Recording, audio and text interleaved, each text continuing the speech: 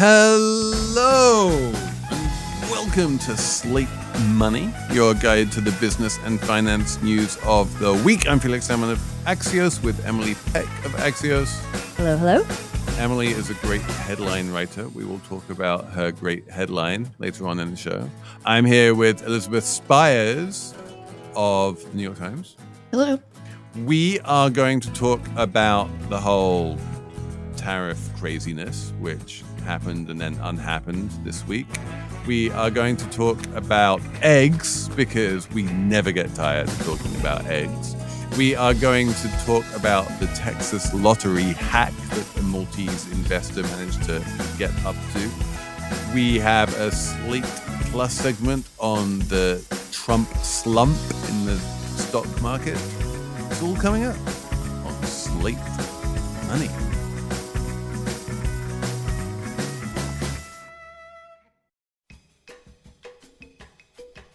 Today's episode of Slate Money is sponsored by NerdWallet's Smart Money podcast.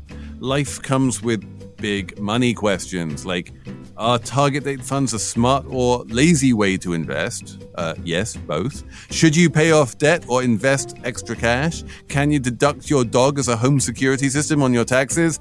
Well, NerdWallet's Smart Money podcast has the answers. Their finance journalists break down investing strategies, tax planning, and smart ways to build wealth and navigate big financial decisions. Work smarter, not harder on your finances this year. Follow NerdWallet's Smart Money podcast wherever you listen. And stay tuned until the end of the episode to hear the Smart Money trailer.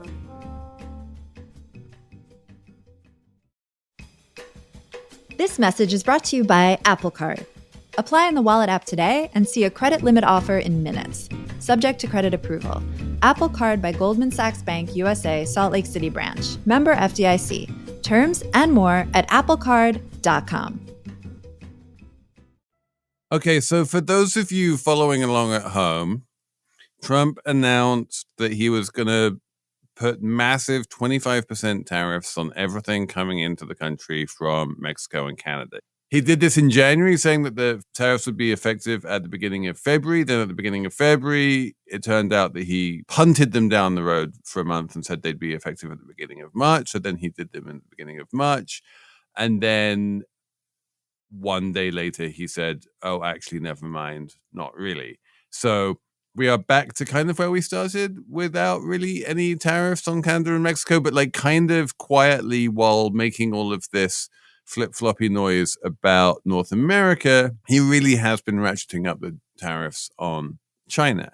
And also, as far as I can make out, there are retaliatory tariffs from Canada on the United States, and those still remain in place. So in terms of the US-Canada situation, all that Trump has seemingly managed to do is increase the tariffs that they are imposing on us. Emily, does any of this make any sense to you?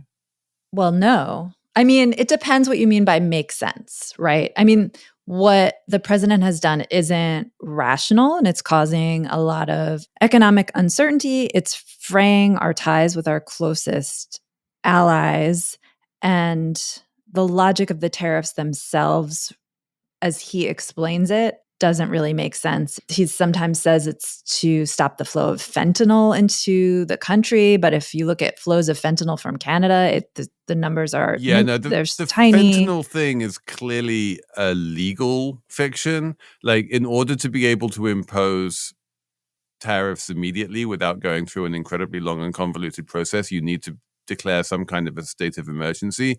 And so he decided to pick on fentanyl as a state of emergency. Right. I don't think even he believes that the purpose of the tariffs is to deal with fentanyl. I mean, some of his supporters believe that. I overheard a shocking conversation at the gym a few days ago in which someone said, I don't understand why the Democrats in my life don't support the tariffs. They're just temporary until the drugs stop coming into the country. And I was just, my jaw was on the floor. I feel like those people, though, are open to believing whatever Trump says. So it sort of doesn't, they're not really evaluating information. I just want to read a quote that I came across this morning in Politico from a Trump administration official who was not named.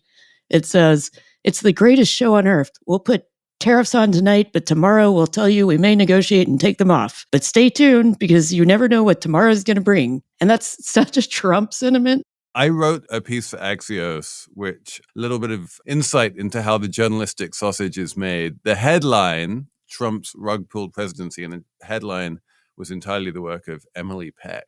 Thank you, Emily. Great headline. But as we do at Axios, we asked the White House for comment, and it was a whole thing, I can tell you. But in the end, I managed to get a comment out of the White House saying, about all of this flip-flopping and back and forth and on again, off again. The on-background quote attributable to a White House official is, "It's the art of the deal." Yeah, and some of the things that the president has said recently really reflect this. When he was talking about Biden legislation, where companies get tax breaks and other incentives to build, factories and manufacturing plants, Trump has said, well, that's ridiculous. You don't have to pay companies anything. You just threaten tariffs. And when you threaten tariffs, people snap to attention and they do what you want, which is, I guess this is the reason for the tariffs. The other non-fentanyl reason is to, quote unquote, bring manufacturing back to the United States, something that's not going to happen and the global economy has moved on from. But nevertheless, the plan is to do a deal. You don't offer any kind of incentives. You just bully and threaten and you get your way. You have people feeling so uncertain about tariffs from month to month. They finally, I think this is a theory, give up and just companies build plants in the US. I mean, if we're trying to feel our way to a rational explanation, that's the closest I can come. So this is the theory of the case, which I think is worth spending a little bit of time on just because it's kind of important, is that after NAFTA was signed, there were basically no tariffs between US and Mexico, and a whole bunch of car makers realized that it was cheaper to make cars in Mexico than it is to make cars in the US, so they built auto plants in Mexico and then just imported the cars from Mexico to the US. And they made more money that way because their production costs were cheaper. And that was good for Mexico and good for Mexican workers. And if you talk to Sean Fain and the United Auto Workers, they'll be like, that was bad for America. It was bad for American workers. And we should never have done NAFTA. NAFTA became like a dirty word. Trump rebranded it as USMCA and seemed to like it until he didn't. But the idea is that if you put tariffs on the cars that are coming in from Mexico, then the advantage to making cars in Mexico evaporates and it becomes more attractive to make cars in the United States. And so you will reverse that trend and you will basically start building plants in the United States rather than Mexico. Now, two very important things here. One, like the move to building plants in Mexico did not happen overnight. It took many years. And no one is looking out on a many-year time horizon because, number two, there was this really fascinating research report that came out from S&P Mobility when the tariffs on Mexico and Canada were announced. And it basically said, this is the probability that we give to various outcomes. They were like, the probability that there's a 70% probability that the 25% tariffs will last less than 2 weeks. There's like a 20% probability that they'll last less than like a month or two. And then there's like a 10% probability that they'll be, longer than a couple months. And in that world where you consider all of these things to be, the art of the deal and the negotiating ploy and a way for Trump to get this and get that, no one is going to move their plants back to the United States. This is, that's like a decades-long strategic shift in response to something that no one thinks is going to last more than 2 weeks. And in fact, it lasted less than 24 hours. I'm struck by how, when he did this in January, early February, how many smart people told me that now tariffs were off the table. Because I just sort of assume that Trump, views tariffs as the one economic tool that he has, partly because he just doesn't have a very sophisticated understanding of economics. Yeah, obviously he's going to continue to do tariff shenanigans for his entire presidency. Well, that's what I thought. But all the political consultants I know were like, oh, no, well, this isn't an issue anymore. Name names, Elizabeth. Who said that? These people are wrong. I can't. But they said it in February and he's still shenaniganing now. Yeah, he's going to do this, every 4 weeks. He is tariff man. He loves tariffs. He thinks that tariffs solve every problem. Anytime there is any issue, domestic or international, his first go-to tool is going to be tariffs. And some of them are going to be more permanent than others. Some of them will last, 6 hours like these ones did. And some of them will last longer. And probably the ones on China are going to last longer. He announced tariffs on aluminum, which is a word I'm learning to say, and steel, which are probably going to last longer. So yeah, we are going to be in a higher tariff regime, and it's going to be a higher tariff regime than the first Trump regime. And there is going to be implications for inflation and all the rest of it. Whether we're going to be in a full-on guns blazing trade war regime with 25% tariffs on our closest allies, including Europe, because everyone expects Europe to be next in the crosshairs, that is still to be determined. Can I just interject and ask you why you're not pronouncing aluminium that way anymore? Because I like it. Aluminium. All right, thank you. Thank you for your permission for me to continue saying aluminium, because that's just, it's so much more natural. It's fabulous. Yeah, please. Okay. And as I think we have mentioned on this podcast before, the standard sign of what a metal is on a periodic table is it ends in IUM. So like aluminium is the obvious scientific way of pronouncing it. What's important is it's your way. And I think you should be true to that. You're an advertisement for the English. There you go. Yes. It's my last vestige of Britishness. Do we want to talk a little about what the tariffs are doing politically, which is sort of fascinating? Yeah, please. To start with, they've helped Justin Trudeau, who Trump does not like. He repeatedly refers to him as the governor of Canada. They've helped him politically, and his party, the Liberal Party. He's still out as of Sunday. He's still out, but support for Liberals in Canada has surged because of what's happening. Because Canada now has a new enemy, the United States, which is bizarre. And so I guess we'll find out more about that over the weekend. There are two men, I think, who made decisions which they probably regret at this point in the wake of Trump actions. One of them is CZ, the founder of Binance, who turned himself in to the American authorities, under the Biden administration, and the expectations that he would avoid a jail sentence, did not avoid a jail sentence, went to prison for some time, and now comes out of prison and sees all of the other cases against all of the other crypto people being dropped. And he's like, if I'd only waited for Trump to come in, the case against me would have been dropped as well, and I would not have had to go to prison.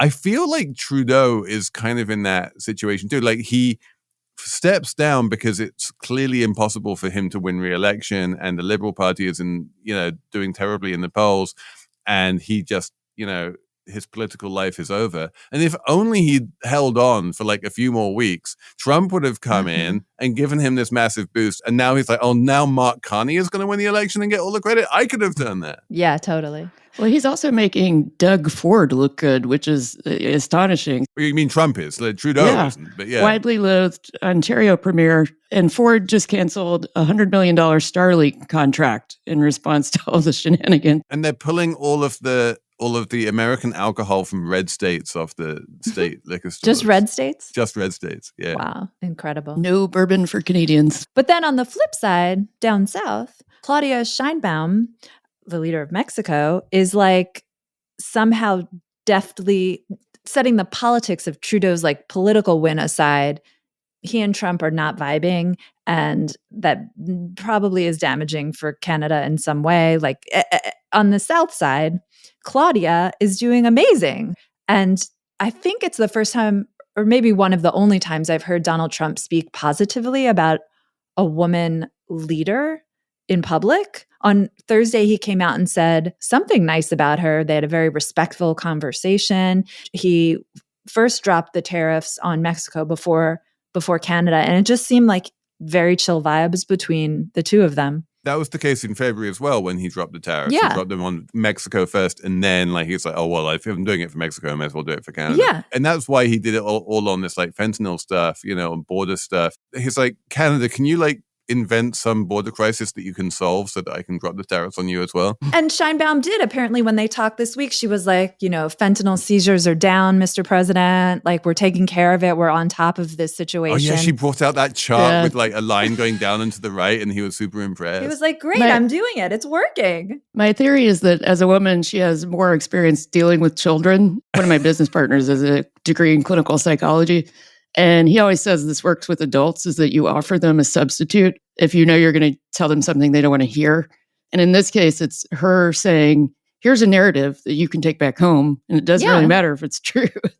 We've always said that in journalism too. It's like if you want a story killed, or you offer like a substitute story, or if you say this headline's bad, you say this is the headline you should use. Like you come with solutions, not punishments. That's the art of the deal and negotiations, by the way. And it's not something we're seeing from our president. She's a better deal maker than he is. It seems like it.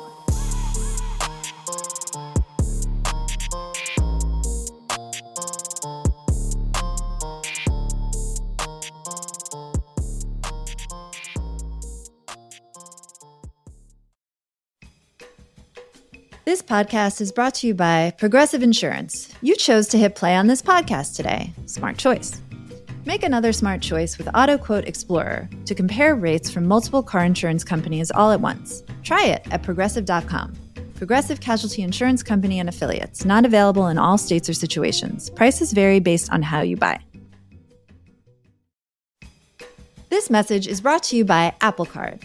Apple Card is everything a credit card should be. It's easy to manage, built to be secure, and gives users up to 3% daily cash back on every purchase. The best part about Apple Card is applying is quick and easy. Apply in the Wallet app on your iPhone and see your credit limit offer in minutes. Subject to credit approval. Apple Card by Goldman Sachs Bank USA, Salt Lake City branch. Member FDIC. Terms and more at applecard.com. All right, let's move on to Egg Watch. We are not giving this bit up, at least for this week. Cheyna Roth, welcome back. Thank you. Always a pleasure. What is the headline? I think the headline is probably some version of these eggs are still too damn expensive.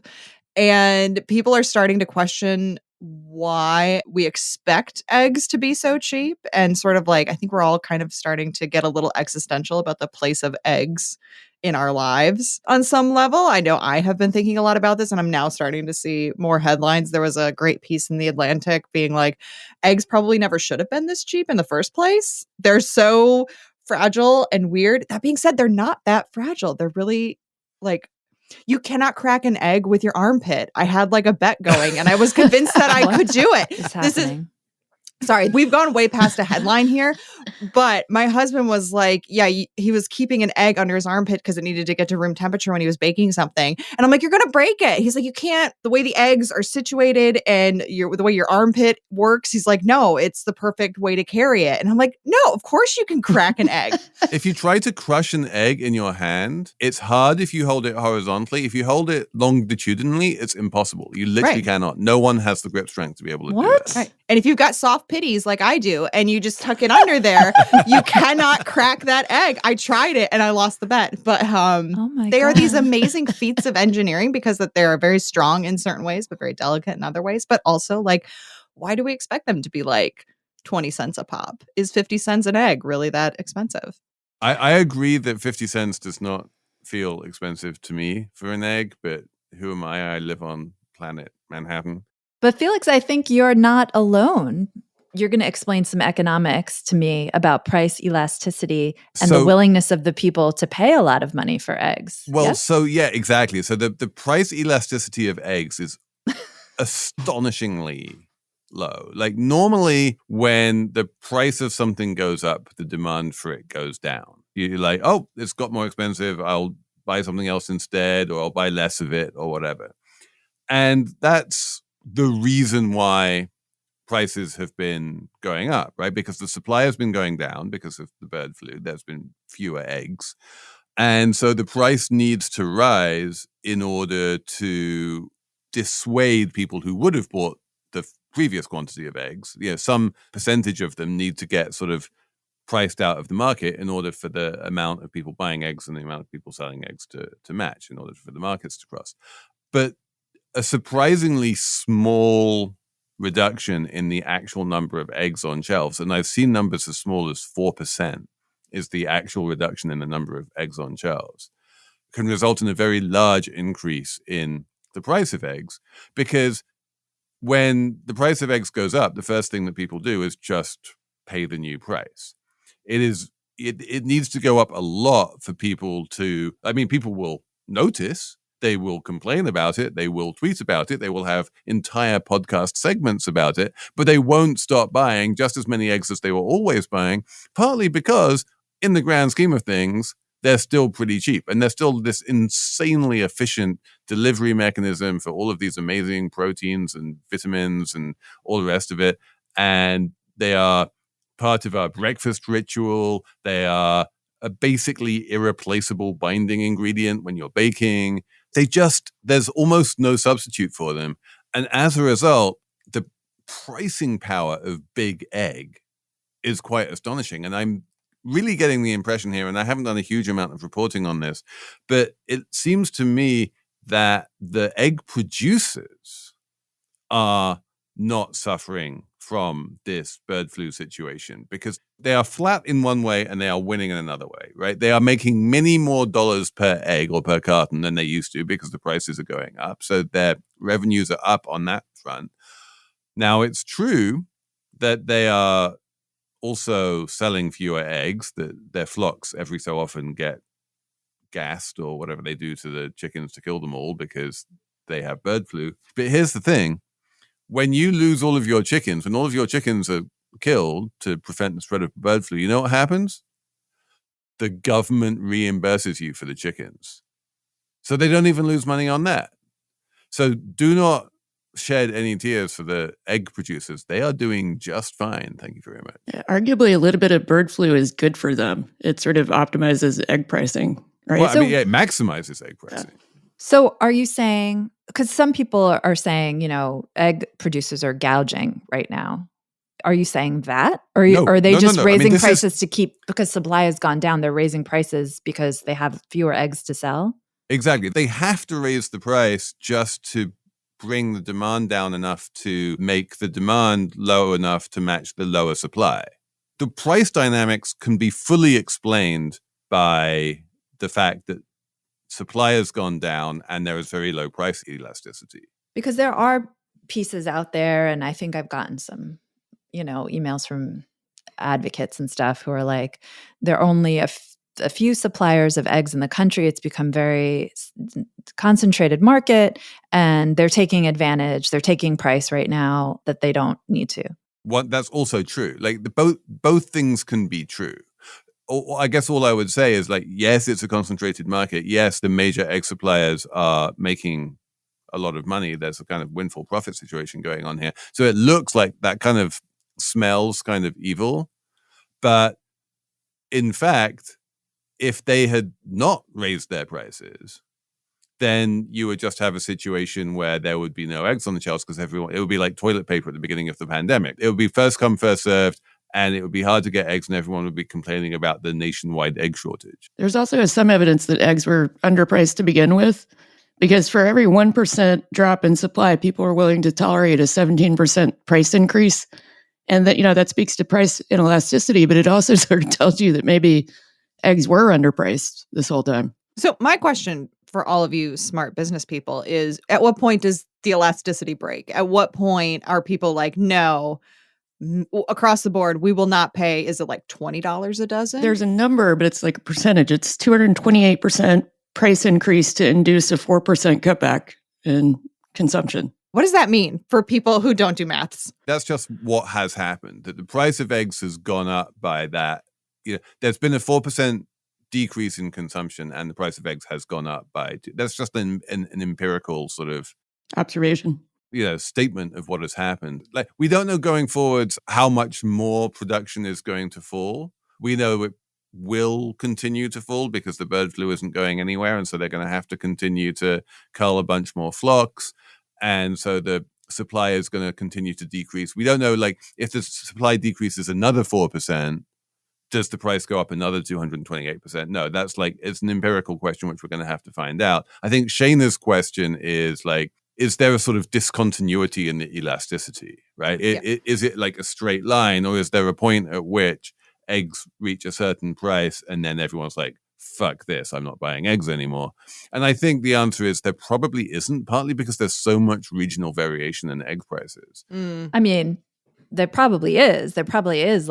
If eggs were $100 a carton, I'm sure people would stop buying them. Most people. No, I mean, absolutely. But you can get there in a straight line, is all I'm saying. It's not like every single consumer behaves the same way, right? So for every $1 that the carton of eggs goes up, a certain number of people drop out and they're like, I'm not buying it. That's been happening already, and that will continue to happen as it continues to get more and more expensive. But there's no like bright line point at which point like everyone drops out. Right. The Kardashians will always get their eggs, even if they're $100 a dozen. Because they've been paying that at a Rouen anyway. That's true. That is true. Gasoline is another thing where the price goes up and people still buy it. Is it more or less elastic than eggs? You can substitute away from eggs in a way that you can't gas. So it's probably more inelastic, I would think. I'm not sure. The elasticity of eggs is astonishingly low. And the elasticity of gasoline is also low. People, don't have a massive amount of, as Elizabeth says, like opportunity to save on gas usage. But they do when it is absolutely a fact that when gas prices rise, people use less gas.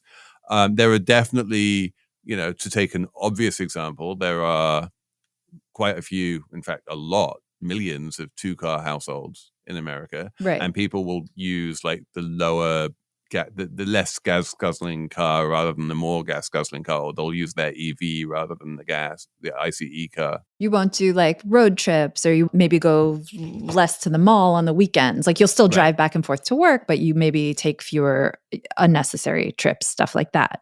It does happen. Yeah, so I'm very curious. I don't know if any economists are listening, which is more inelastic. I'm going to come out and say, just from my gut, and we can check this and report back next week, that the elasticity of eggs is actually lower than the elasticity of gas. And gas is a famously price inelastic commodity. So say it in English without using the word elastic. If the price of eggs goes up by 20%, the amount of eggs that people buy is roughly the same. Whereas if the price of gas goes up by 20%, the amount of gas that people buy actually goes down by a visible amount. So eggs are, wow. So, okay. So this does come back to the question, like, if I'm an egg producer, why would I ever lower egg prices again? People just buy the eggs. Is it because of that 4%? Yeah. I mean, so remember that the egg price is a market price, really. It's not that the egg producers are going rubbing their hands and going, ooh, now we get to gouge people. The price is really I feel like this is a very efficient market that we have in eggs right now. And ultimately, the price that you're being charged at the supermarket is being set by the supermarket. It's not being charged by the egg producer. And the supermarkets are, saying to the producers, this is how much we are selling the eggs for. And there are actual markets and egg exchanges that we talked about last week.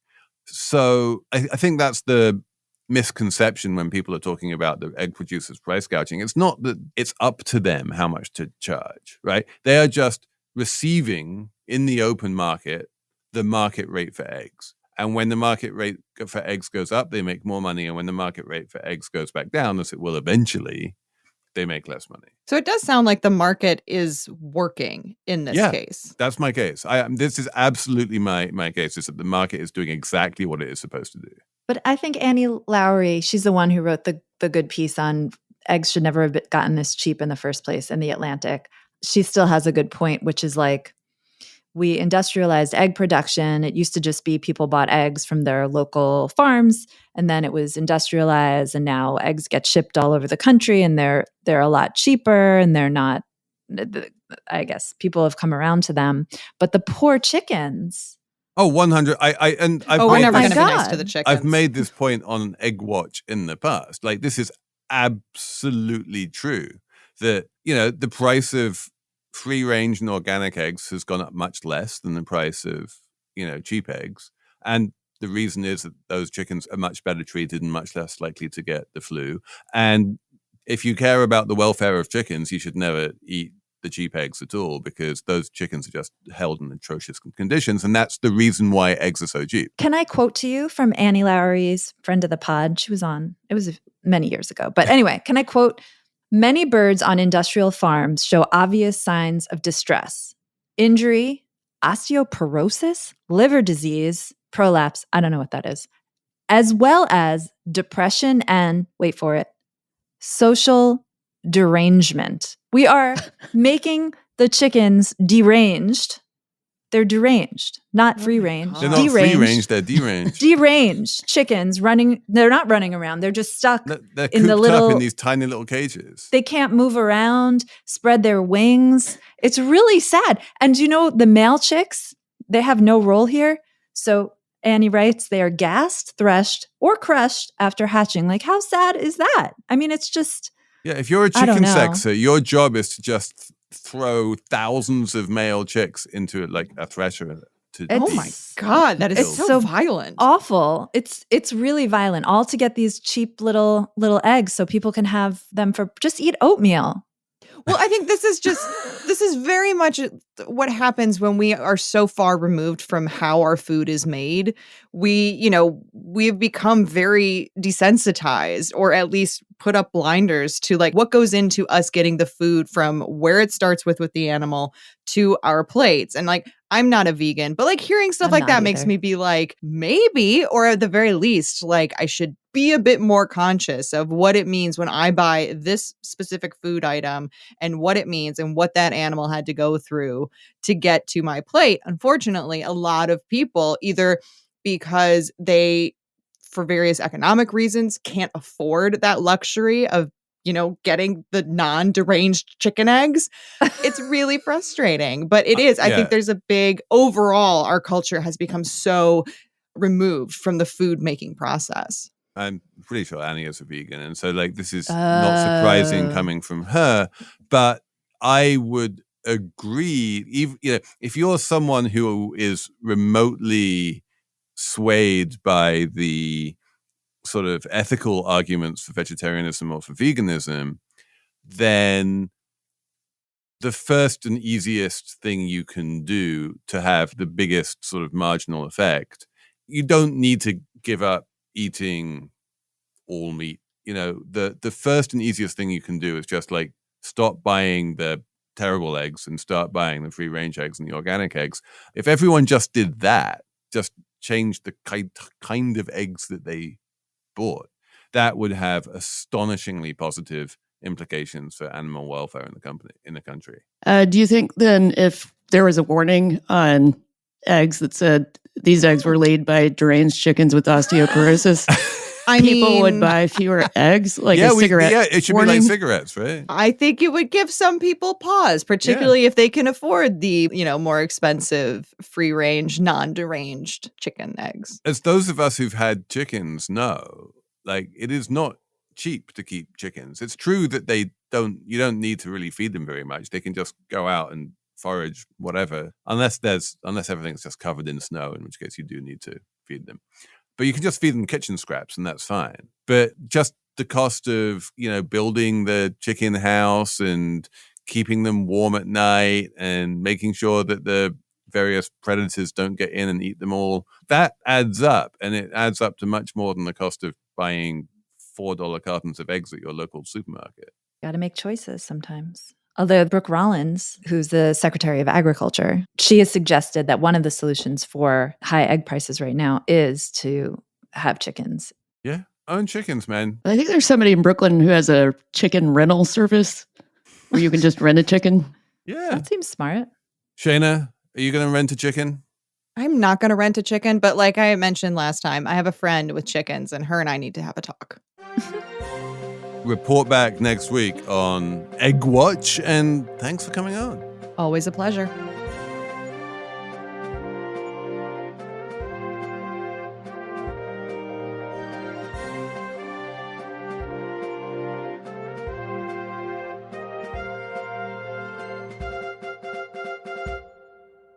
Get the Angel Reese special at McDonald's now. Let's break it down. My favorite barbecue sauce, American cheese, crispy bacon, pickles, onions, and a sesame seed bun, of course. And don't forget the fries and a drink. Sound good? Ba-da-ba-ba-ba. At participating restaurants for a limited time. When you check out at the pharmacy, you see the journey from idea to medicine, thanks to our intellectual property system, or IP for short. IP safeguards inventions, like a new way to prevent seizures or lower cholesterol, And IP supports competition from other brands. Then, lower-cost generics, which are 90% of prescriptions filled in the U.S. Innovation, competition, lower costs. Thanks to IP. Learn more at phrma.org/IP works wonders. This is my favorite segment of the week, I have to say, mainly because it flummoxes Emily. Emily, are you flummoxed by this? I'm flummoxed. Okay. So a syndicate of investors in Malta bought up all the tickets in the Texas lottery. They spent $26 million and they won $58 million, huge profit. And I guess my flummoxing is when I heard about this, when I read about it in Matt Levine's newsletter, and then when I went and read the Houston Chronicle article that followed, I was like, this is wrong. No group of rich people should be able to game a state lottery and walk away with the winnings. That is not right. Doesn't seem fair. End of story in my brain. Then I come to the meeting with you all and Felix is like, it's fine. And then I asked at the dinner table, the Peck household, I was like, what do you folks think? And they were like, it's fine. You can buy as many tickets for the lottery as you want. So they won. What's the problem? And I'm like, no, there is a problem. You can't, it's just not, and then I felt myself sort of fumbling around, saying things like, it's just not right. It's not fair. But I'm having trouble kind of getting to why. We know where Emily's intuitions lie. Yes. Elizabeth, first of all, let's just do a quick scene setting. This has turned into a major political scandal in Texas. There are hearings in the Texan legislature and people are resigning and everyone is outraged. And so the general consensus in Texas, which I always thought of as being quite a libertarian state, but evidently not. The general consensus in Texas seems to be this is a scandal and this is very bad and this should never have been allowed. And the people who allowed it to happen should lose their jobs and generally be pilloried in polite society. Emily's intuitions are more or less aligned with this. Elizabeth, what are your intuitions? Well, I was in Texas all week and got back yesterday. Oh. My sense is that there's a certain constituency of people who are outraged because it sort of violates their sense of fair play. Yeah. But for the most part, the Texas lottery has very low participation. People only buy about 1 million tickets a week, which compared to most state lotteries is extremely low. So I think it's the sort of intuitive vibes aspect of it that's really creating some controversy, but it's not really on that many people's radars because it's not like Powerball here where it's, everybody kind of knows about it, everybody plays it. To be clear, Powerball is what people play in Texas. Powerball and Mega Millions are the big multi-state lotteries, and they have pretty much crowded out most of the in-state lotteries. Got it. And so the Texans, because they want to win $1 billion, not $1 million, generally play the big multi-state lotteries rather than the smaller state lotteries. So both of you also do not share my intuition that this wasn't fair? Well, I'm still waiting for Elizabeth's intuition on this one. Yeah, what's your my intuition is that you can only do this once or twice, and then people kind of understand what's going on. The part of the reason why this group was able to do it was just that nobody else saw the opportunity. But now, and the Lottery Commission appears to have known about it.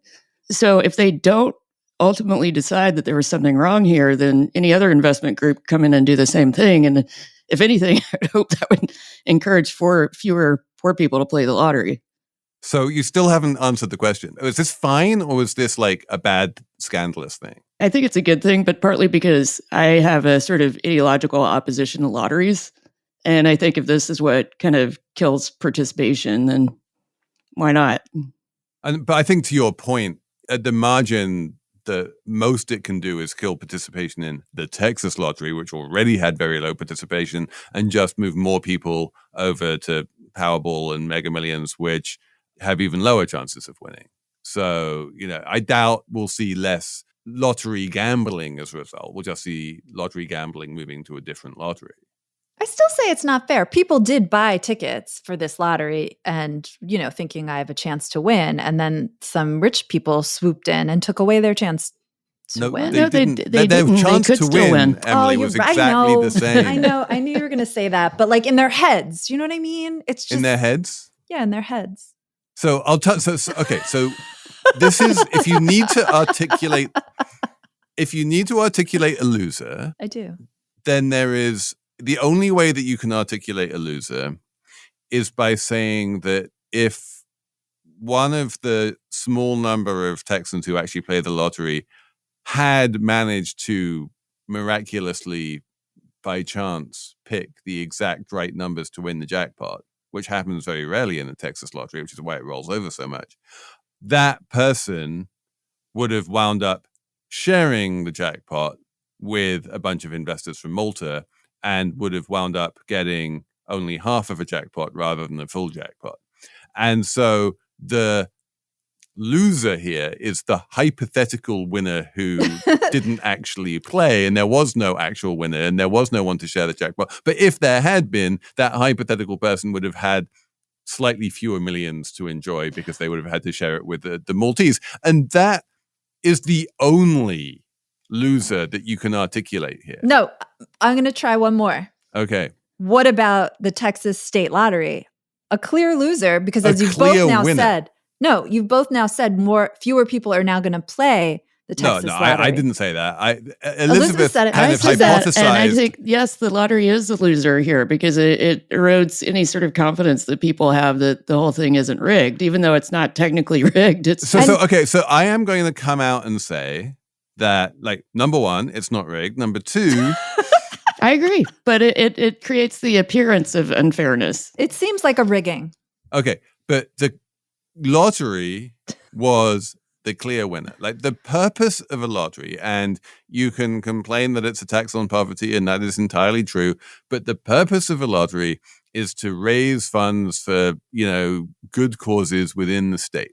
And the more people that play the lottery, the more funds are raised. And if normally there's like 1 million tickets bought and the lottery gets half of that and the other half goes into prizes, then like in a normal week, Texas gets $500,000 to spend on good causes. This week, there's 27 million tickets sold. And so suddenly that $500,000 turns into $13.5 million. And there's much more money in Texas to spend on good causes. So the lottery is a clear winner. The lottery and Texas, every single person in Texas who doesn't play the lottery, which is 99% of the people in Texas, wins when the Maltese come in and just shower $26 million on their state. Perhaps in the short term, but in the long term, I think this is bad publicity for the Texas state lottery, which really didn't need bad publicity because no one was doing it anyway. So in the long term, this isn't good for the people. I just feel like there are more pro-social ways to raise money for things that you need in Texas. Correct. So in fact, it's a win-win, right? It's like it's a short-term win because Texas gets more money, and it's also a long-term win because there are better ways to raise money for the people of Texas. And so there's really this is fantastic. No, I think Slate Money on Slate.com, it's just icky for a bunch of investors in Malta to buy up all the tickets in the Texas state lottery so that they can win. It's just not right. It's not fair. It's not how you're supposed to play the game of lottery. Is that how the game of lottery? It goes against. I thought you were going to say the game of life. It does go against. It goes against. It does go against the law. Let's also be clear about this. There were various laws saying that in order to be a lottery retailer, you needed to be some kind of a bodega or gas station or something that sold other things. Yes. And in order to be able to buy all of these tickets, they wound up just setting up a whole bunch of lottery machines on folding tables, which were not in stores and were not in bodegas and were not selling other things. And so that, they did wind up doing a bunch of things that bent or violated the law in order to do this. So I'm not saying that what they did was legal. I'm just saying that, I do not share Emily's ick about it. I think it's kind of clever, to be honest. Unbelievable. It's icky. I mean, it could be clever and icky at the same time. A lot of things are. Maybe that is basically the lesson that we get from pretty much every single Matt Levine column. Clever and icky at the same time. Yeah, this was very much in his wheelhouse.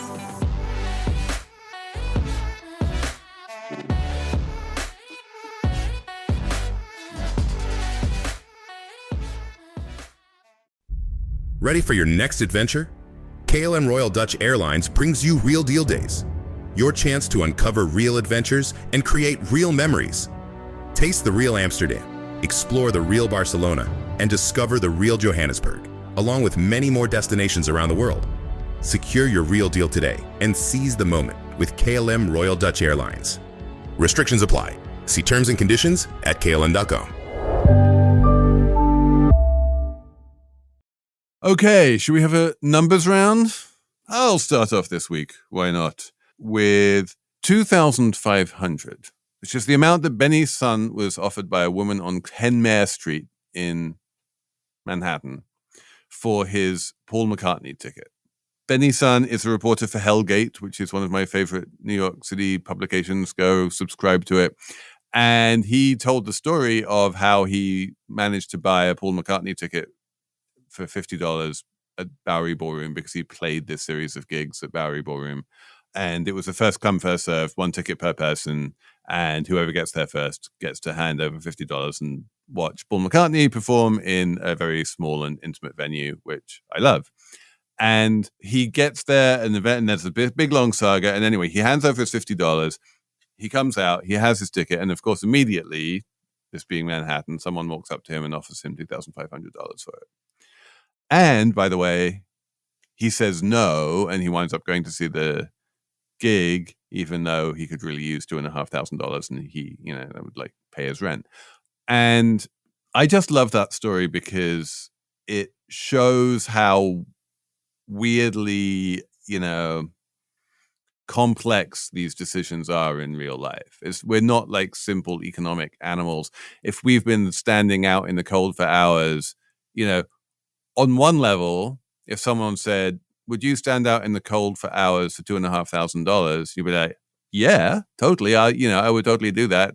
But on the other hand, everything becomes very emotional. And I love the way that even people who really need the $2,500, if they've gone through the suffering of standing in line, won't flip their tickets. And I do think that helps to ratify the decision of the Bowery Ballroom folks to make people stand in line and suffer in order to get their tickets, because it kind of ends up with where you want to be, which is the true fans wind up seeing the show rather than just the people who can pull strings and pay lots of money. I bet he could have gotten more than $2,500 too. Like I would have said no just by be like, I bet I could get like a lot more. Like just face value of tickets these days is $1,000 sometimes, Yeah, if he was playing at MSG, the tickets would be way higher than that. Elizabeth, what's your number? My number is 90,000, and that's dollars. And that's how much a flamin' hot Cheeto shaped like a Charizard from Pokemon sold at auction. What? Last week. And the guy who sold it bought it for $350 off of eBay. What? First of all, I need to know the name of the auction house. Golden Auction. Goldin. Pretty obviously a boutique. I hope it's related to Davidson Golden, the PR person. It's Claudia Golden's auction house, probably. Wouldn't that be great if it was Claudia Golden's auction house? Oh, look at that. Oh, she's screen sharing with us. You can't see this because you're listening. A Pokemon-shaped Cheeto, which sold for $90,000. Okay. It kind of looks like a lobster.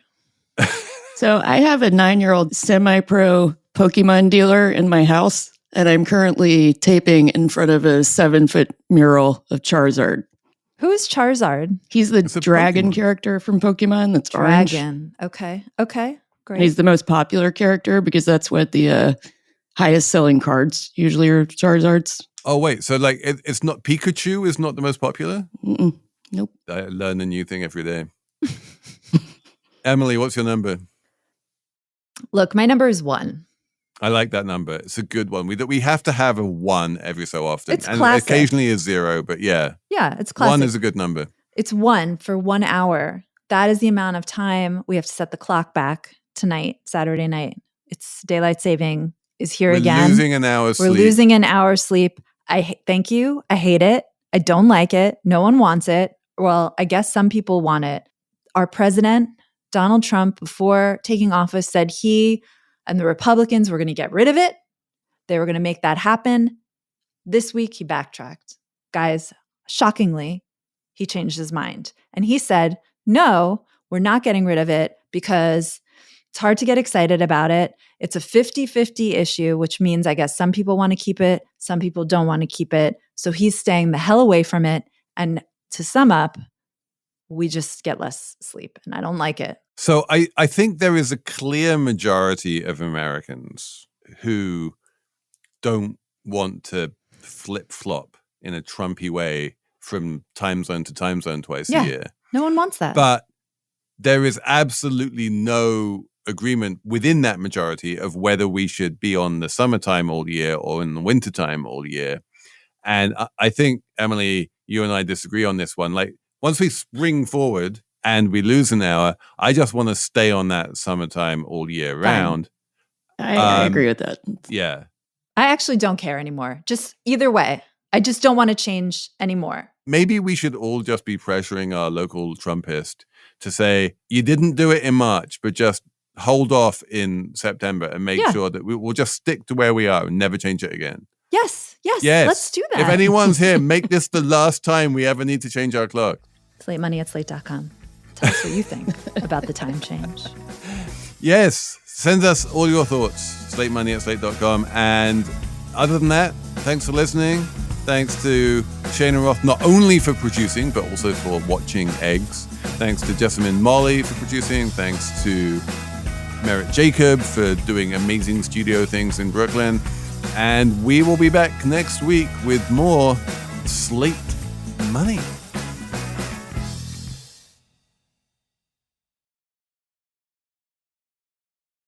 Get the Angel Reese special at McDonald's now. Let's break it down. My favorite barbecue sauce, American cheese, crispy bacon, pickles, onions, and a sesame seed bun, of course. And don't forget the fries and a drink. Sound good? Ba-da-ba-ba-ba. At participating restaurants for a limited time.